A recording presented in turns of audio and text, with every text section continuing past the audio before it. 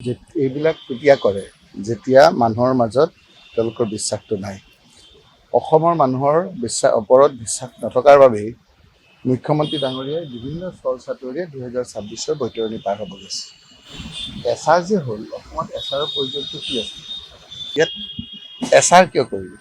ইয়াতো এছাৰ কৰিব খুজিছিল, কিন্তু আমাক কংগ্ৰেছ দলে যেতিয়া আমি গৈ এই CEO চিফ ইলেকশ্যন অফিচাৰ যেতিয়া ক'লোঁ যে অসমত যদি SIR কৰে তেতিয়া আমি কোৰ্টলৈ যাম আৰু গোটেই ভাৰতবৰ্ষত যিটো SIR কৰিব খুজিছে সেইটো বন্ধ হৈ যাব। কিয়? বোলে আমাৰ ইয়াত যিটো NRC কৰিছে, NRC সময়ত যিবিলাক কাগজ ৰাইজে দেখুৱাই পেলাই NRCৰ নামবিলাক উঠিছে তাতকৈ কম কাগজে SIR বিচৰা হৈছে। গতিকে সেইখিনি পৰীক্ষা নিৰীক্ষা গোটেইখিনি মানুহে কৰাৰ পাছত যেতিয়া আকৌ অসমত SIR কৰা হ'ব, সুপ্ৰিম কোৰ্টৰ তত্বাৱধানত সুপ্ৰিম কোৰ্টে চূড়ান্ত ভোটাৰ তালিকা প্ৰকাশ কৰিবলৈ দিয়াৰ পাছত যদি ইয়াত আকৌ আৰম্ভ কৰে, তেতিয়াহ'লে আমি কোৰ্টত গ'লেই গোটেইখিনি আপোনাৰ ৰখি যাব গোটেই ভাৰতবৰ্ষৰ কাৰণে। এই কথাখিনি ইলেকশ্যন কমিশ্যন অফ ইণ্ডিয়াক CEO ডাঙৰীয়াই যেতিয়া জনালে, তেতিয়া আপোনালোকে মনত কৰিব যে CEO ডাঙৰীয়াই যেতিয়া ভাৰতবৰ্ষৰ বাকী কেইখনমান ৰাজ্যক SIR কৰাৰ কথা ক'লে, সেইদিনা ঘপককৈ অসমৰ কথা ক'লে যে অসমত SIR কিয় নহয়? তেওঁৱে ক'লে, আমি যিটো কৈছোঁ একজেক্টলি সেই ভাষাটোকে কৈছোঁ যে SIR এইকাৰণেই নহয় যে ইয়াত NRC হৈ গৈছে, অৰ্থাৎ SIR দৰে গোটেই কথাখিনি হৈ গৈছে। এই কথাখিনি যেতিয়া হ'ল, তেতিয়া মুখ্যমন্ত্ৰী ডাঙৰীয়াই দেখিলে যে ভাৰতবৰ্ষত যেনেদৰে চুৰ তুৰ কৰি পেলাই আপোনাৰ ভোটাৰ লিষ্ট কৰি বেলেগৰ মানুহক ভোট আনি পেলাই ইয়াত গভৰ্ণমেণ্ট কৰাৰ কথা আছিল, সেইখিনি আমি ভাবি আছিলোঁ ইয়াত যেতিয়া নহয় তেতিয়া কি কৰিব পৰা যায়। তাৰপিছত যেনেকৈ আপোনাৰ ইয়াত যেনেকৈ ডিলিমিটেশ্যনটো জোৰ জবৰ কৰিলে, ইলেকশ্যন কমিশ্যনটো তেওঁলোকে আৰু ইলেকশ্যন কমিশ্যন অফ ইণ্ডিয়াক ক'লে যে SRৰ যোগেদি কৰিবলৈ। SR কি? SRটো কি? SRটো হ'ল স্পেচিয়েল ডিভিজন। এনেই আপোনাৰ ভোটাৰ লিষ্ট ইলেকশ্যনৰ সময়ত বা জানুৱাৰীৰ পিছত ইয়াতো SR হয়, চামাৰী ৰিভিজন এটা হয়েই, সেইটো গতানুগতিক প্ৰক্ৰিয়া। যিবিলাক 18 বছৰ ল'ৰা ছোৱালী হৈ যায় সেইসকলৰ নাম উঠে, যাৰ ভুল হৈ আছে শুধৰণি হয়, যিবিলাকক ট্ৰেন্সফাৰ কৰিব লাগে ট্ৰেন্সফাৰ কৰে। ইয়াত এটা নতুন পদ্ধতি ইণ্ট্ৰডিউচ কৰি পেলাই SIৰ পৰিৱৰ্তে SR কৰিলে। SR কথা হ'ল যে তাৰ তেতিয়া আমি প্ৰথম দিনা আপোনালোকক ওলাই আহি কৈছিলোঁ, তেতিয়া কথাটো ইমান গুৰুত্ব নাপালে যে এই পদ্ধতিৰে বাহিৰৰ মানুহ আনিবলৈ খুজিছিল। এক হুলস্থুলীয়া সেইটো সময়ত হ'ল। তেতিয়া CEO ডাঙৰীয়াই প্ৰেছ কনফাৰেঞ্চ ক'লে যে এই কথাটো সত্য নহয়। পদ্ধতিটোৰ কথাটো মই কৈছোঁ আপোনালোকক সহজত, মই অলপ এইটো ক্ষেত্ৰত থ'ৰৰ কাৰণে। এতিয়া যিটো ট্ৰেন্সফাৰ হয়, ভোটটো এটা ধৰি লওক মই এঠাইৰ পৰা আন ঠাইলৈ আহি, এইটো কৰিবৰ কাৰণে অনলাইন পদ্ধতিৰে কৰিব পাৰি। অনলাইন পদ্ধতিৰে যেতিয়া এইটো কৰে, তেতিয়া মই সুধিলোঁ যে ইয়াত অনলাইনত অকল অসমৰ মানুহ কৰিব পাৰে নে ভাৰতৰ বেলেগ বেলেগ কৰিব পাৰে? বেলেগো কৰিব পাৰে। এই যে আপোনালোকে যে কৈছে, এতিয়া মই আচল কথালৈ আহিছোঁ, এতিয়া ফিজিকেলি মই মানুহটো যাব নালাগে।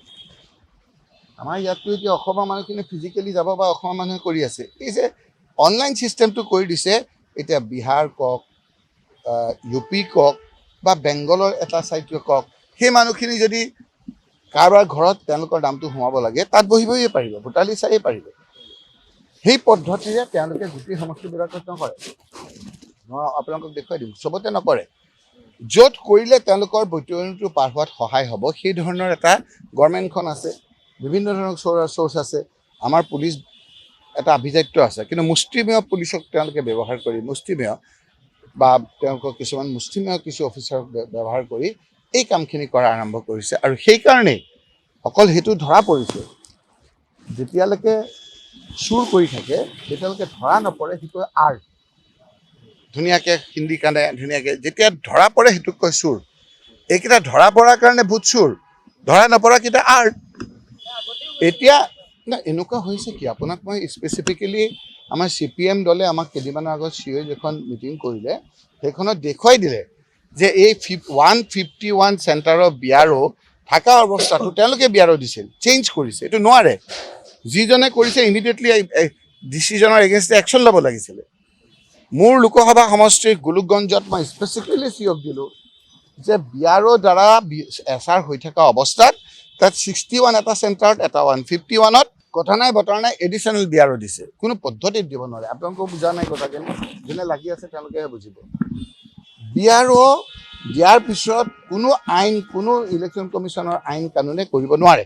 যদি এইটো কৰিছে ২ নম্বৰী কৰিব বিচাৰিছে, চুৰ কৰিব বিচাৰিছে, ইয়াৰ লগত জড়িত যিজন আপোনাৰ DC আছে, ইয়াৰ লগত জড়িত যিজন ইমিডিয়েটলি ইলেকশ্যনৰ লগত লগ খাই থকা BROৰ পৰা আদি কৰি চিফ ইলেক্টৰেল অফিচাৰ আছে, তেওঁক ইমিডিয়েটলি ছাছপেণ্ড কৰিব লাগে। তেতিয়াহে এটা নিৰপেক্ষতা প্ৰমাণ হ'ব।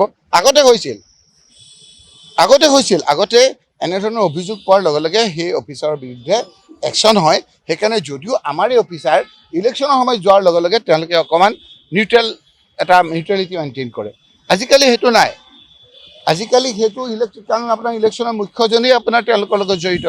গতিকে এই গোটেই কথাবিলাক এনেকুৱা এটা কৰি পেলাইছে, কিহৰ কাৰণে কৰিছে? মুখ্যমন্ত্ৰী ডাঙৰীয়াই উমান পাই গৈছে যে জুবিন গাৰ্গৰ মৃত্যুৰ পিছত আজি অসমত সাধাৰণ মানুহৰ ভয় ভীতি খুৱাই পেলাই মানুহে মনে মনে আছে যে মানুহৰ তেওঁৰ প্ৰতি যে বিশ্বাসটো হেৰুৱাইছে, এই কথাটো তেওঁ ইণ্টেলিজেন্সৰ যোগেদি গম পাইছে। উজনিত গম পালে, নামনিত গম পালে। উজনিত আপুনি যদি চাই আজি প্ৰতিটো সমষ্টিতে হিমন্ত বিশ্ব শৰ্মাৰ বিৰুদ্ধে প্ৰবল জনমত, প্ৰবল। সেইকাৰণে আপোনালোকে চাওক 10 লাখ ভোটত হাৰাৰ পিছত বদৰুদ্দিন আজমল ডাঙৰীয়াই ৰাজনৈতিক সন্ন্যাস লৈ বহি আছিল। ফোনৰ ওপৰত ফোন গৈ খবৰৰ ওপৰত খবৰ দি তেওঁক আহিবলগীয়া হ'ল। আকৌ পুনৰ সেই তেওঁ হিমন্ত বিশ্ব শৰ্মা আৰু আমাৰ বদৰুদ্দিন আজমলৰ যুতিয়ে আহি বৈতৰণি পাৰ হোৱাৰ কাৰণে এক ষড়যন্ত্ৰত লিপ্ত হৈছে, এথাৰ কৰিছে, ভয় ভীতি খুৱাইছে বিভিন্নজনক। সেইকাৰণে আজি আপোনালোকক কৈছোঁ যে সকলোৱে আমাৰ এই সময়খিনিৰ 22 তাৰিখলৈকে চাব লাগিব, যুঁজিব লাগিব তেওঁলোকৰ লগত, এৰি দিলে নহ'ব।